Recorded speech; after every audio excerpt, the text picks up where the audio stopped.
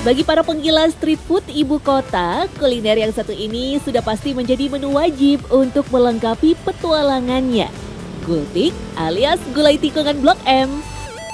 Porsi nasi yang terbilang imut dilengkapi dengan daging dan jeroan sapi, disiram dengan kuah gulai yang penuh cita rasa rempah yang nikmat, menjadikan gultik salah satu menu legenda yang bertahan dari masa ke masa. Sepanjang Jalan Raya Bulungan, mulai dari ujung sampai ujung, trotoarnya dipenuhi pedagang gultik. Selalu ramai setiap hari, apalagi akhir pekan, gultik sangat digemari masyarakat karena harganya yang murah, hanya Rp10.000. Kalau Blok M ya pastinya gultik sih Kak, soalnya emang ikoniknya di sini. Ya emang kan kalau Jakarta tuh pasti yang dilihat tuh Blok M, karena Blok M kan banyak makanan juga, terus bagus juga buat di shoot gitu. Tak bisa dipungkiri, dalam sebagian besar persepsi orang, menginjak dan hidup di Jakarta belum lengkap tanpa kunjungan ke Blok M, terlebih menyantap gulai tikungan. Tepatnya di Bundaran Mahakam yang membentuk perempatan inilah, deretan pedagang gultik bisa dipilih sesuka hati oleh konsumen. Meski ramai sejak 80-an, istilah gultik sendiri baru muncul pada tahun 1997.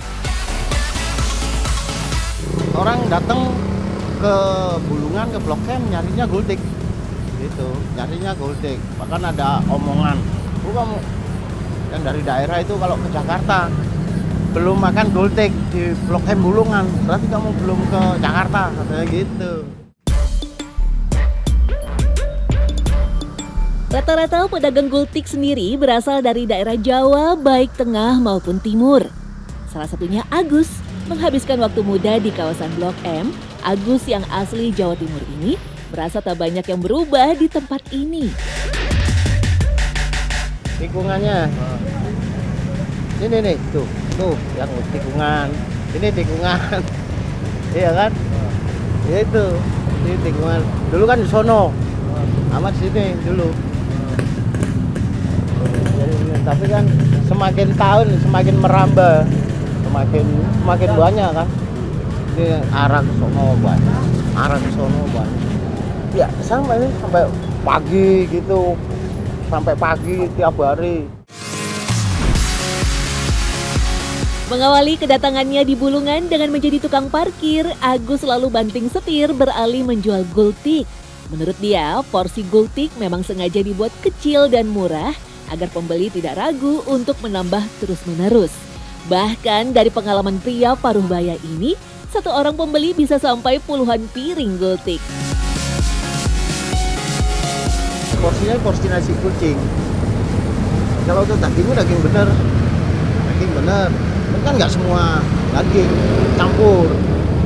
36 porsi di tempat saya ini. Udah itu mentok, udah nggak bakalan ada yang ngalahin.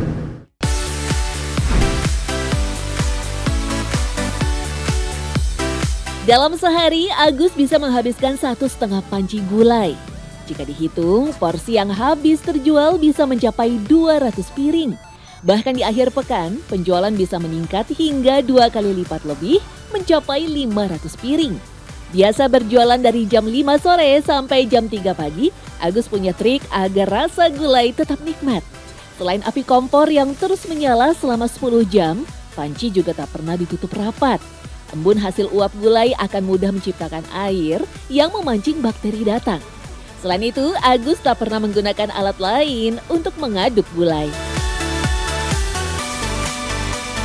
Nah, dari rumah itu udah matang tuh ke sini, udah dimasukin gini, udah dinyalain sampai mendidih lagi. Sampai mendidih lagi baru dikecilin, distandarin. Yang penting tetap anget-anget, panas anget gitu. Pernah mati? Nggak pernah mati.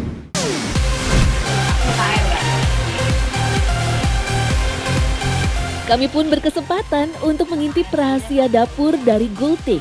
Di rumah sederhana inilah semua sajian yang dijual Agus diolah. Dari gulai sampai aneka topping sate seperti usus, ati ampela, dan kulit. Sebagai tambahan karbohidrat, perkedel juga ikut disiapkan. Dari racikan berdua bersama sang istri, Sunarsi, aktivitas memasak sudah dimulai sejak jam 4 pagi. untuk daging nih, kan kita beda nih untuk hari biasa sama untuk weekend ya. Kalau untuk hari biasa kita itu paling sekitar 7 kilo lah gitu. Tapi kalau untuk weekend kita bisa lebih dari 10 kilo. Kalau untuk kayak yang dibikin sate gitu, sama sih kayak hari biasa kayak gitu, paling sekitar sate-satenya kita belinya kan per kilo tuh, ya ususnya 3 kilo, kulitnya 3 kilo gitu, sama atinya juga sama 3 kilo gitu. Ada kali 200 tusuk. Semuanya ya, untuk semuanya sate-sate itu ada 200 tusuk. Oh, tapi bisa lebih, bisa lebih. Uniknya, tidak seperti gulai lain yang menggunakan bagian paha, gulai tikungan Agus memakai daging kepala sapi dan tetelan sebagai isiannya. Selain harga yang lebih murah, dari 70 sampai 80 ribu per kilogram, rasa yang dihasilkan ternyata tak kalah nikmat. Menurut aku sih kalau untuk daging kepala itu nanti bikin lebih enak, lebih gurih gitu loh di gulainya gitu. Sama kalau pakai tetelannya buat kaldunya, kalau menurut saya itu buat kaldu-kaldu buat gulai. Kalau kita sih milih dagingnya itu yang masih seger ya. Kalau kita dagingnya milihnya yang masih merah, yang seger. Nah itu kita yang pakai. Demikian juga untuk jeroan yang digunakan. Bagian ini wajib memakai bahan segar karena akan sangat mempengaruhi rasa. Kalau untuk kayak jantung gitu, kalau emang udah nggak bagus, itu tuh dari teksturnya juga dipegang tuh juga udah ketahuan gitu. Dia bakalan lembek, terus kayak kalau itu tuh pasti baunya juga udah nggak enak gitu. Lembeknya tuh lembek beda kayak lembek kayak daging seger ya, jadinya dipegang tuh udah nggak enak gitu. Sama baunya juga udah beda, gimana gitu pokoknya, agak apek gitu, itu kita nggak beli. Nyaris setiap hari, Sunarsi selalu membuat gulai baru. Pasalnya, gulai yang tak habis memang harus dibuang dan tak bisa dicampurkan dengan racikan yang lebih segar. Sebelum diolah, daging harus direbus terlebih dahulu selama 1 jam agar empuk dan benar-benar matang. Sementara itu, beberapa bumbu dan rempah dihaluskan menjadi satu. Pada hari biasa, ada 2 pegawai lain yang membantu Asih di dapur. Jika akhir pekan, maka pegawai yang membantu bertambah hingga 4 orang. Meski punya resep yang sama dengan pedagang lain, perpaduan budaya Agus yang lebih suka pedas dengan istri yang berasal dari Jawa Tengah membuat rasa yang dihasilkan cenderung berbeda. Sebenarnya sih kalau masalah gulai itu semuanya gulai itu sama ya, cuman mungkin karena ya beda yang masak, beda rasa aja kalau menurut saya sih gitu. Cuman mungkin rasanya aja, di kuahnya aja sih kalau menurut aku. Ciri khasnya itu dari kuahnya aja. Dalam mengolah gulai, Asih benar-benar harus telaten. Mengaduk gulai tak boleh sembarangan dan terlalu kasar agar santan tak mudah pecah sehingga bisa menyebabkan gulai cepat basi. Asih sangat menghindari penggunaan santan ketika warnanya sudah berubah dan baunya keasaman. Ketika semua sudah selesai, maka para pegawai Agus yang berjumlah 4 orang akan bersiap-siap menuju Bulungan untuk berdagang. Pada akhir pekan, Agus biasa dibantu oleh 6 orang pegawai. Uniknya, nyaris tak pernah ada perselisihan di antara pedagang gultik. Semua sadar, rezeki sudah ada takarannya. Bagaimanapun juga, gultik milik Agus selalu habis setiap harinya. Pelanggan itu kan yang menilai masakan kita kan pelanggan. Orang beli, terus merasakan cocok jadi pelanggan.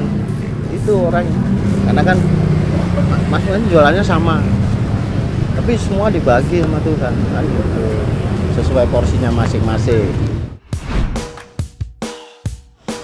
Yang mengagumkan, rata-rata pedagang gultik Bulungan punya dapurnya sendiri. Artinya, mereka berdiri di atas kaki mereka sendiri dan bukan menjadi bawahan bos besar gulai tikungan. Urusan sewa lapak juga bukan hal yang memusingkan bagi Agus. Di sini, para pedagang tak perlu membayar sewa lapak.